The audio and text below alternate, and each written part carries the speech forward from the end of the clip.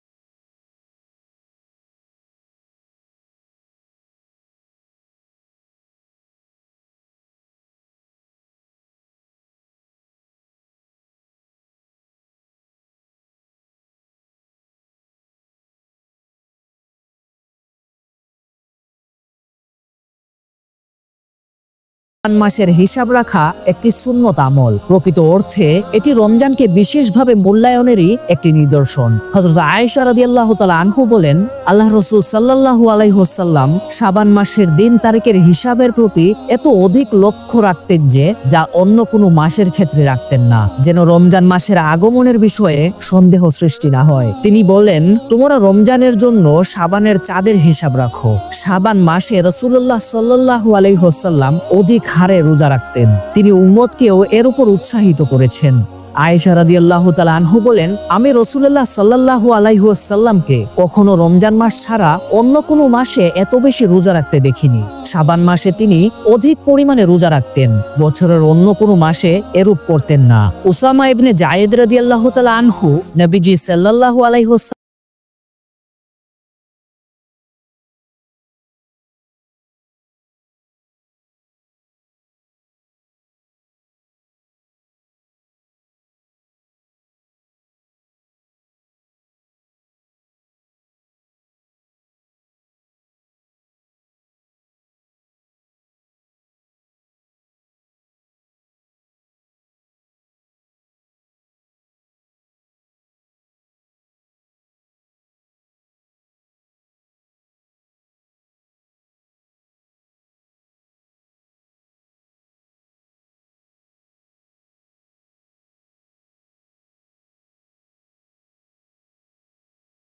হাদিসগুলো থেকে জানা যায়, রাসূলুল্লাহ সাল্লাল্লাহু আলাইহি ওয়াসাল্লাম রমজান মাসে সাহাবীদেরকে রমজানের নানা বিধান সম্পর্কে অবগত করতেন, দিক নির্দেশনা দিতেন। কারণ যে কোনো বিষয়ের মৌলিক খুঁটি হচ্ছে সে সম্পর্কে পূর্ণ অবগতি এবং পরবর্তী সময়ে সে অনুসারে আমল।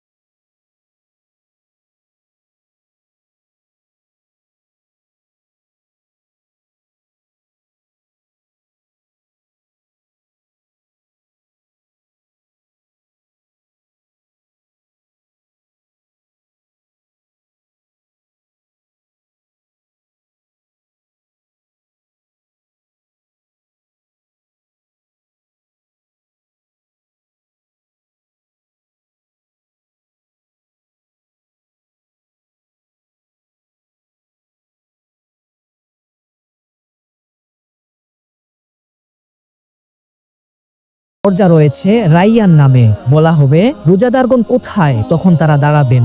তারা ব্যথিত এই দরজা দিয়ে অপর কেউ প্রবেশ করতে পারবে না। তারা প্রবেশ করার পর সে দরজা বন্ধ করে দেয়া হবে, অপর কেউ তাতে প্রবেশ করার সুযোগও পাবে না।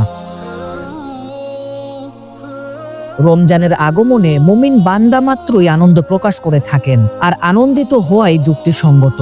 আল্লাহ তাআলা তার প্রদত্ত ফজিলত ও করুণাকে আনন্দের উপকরণ হিসেবে নির্ধারণ করেছেন এবং তাকে গ্রহণ করতে নির্দেশ দিয়েছেন এভাবে, বলো এটা আল্লাহর অনুগ্রহ ও তার দয়ায়, সুতরাং এতে তারা আনন্দিত হোক। তারা যা সঞ্চয় করে এটা তার চেয়ে উত্তম। সূরা ইউনূস আয়াত নম্বর 58।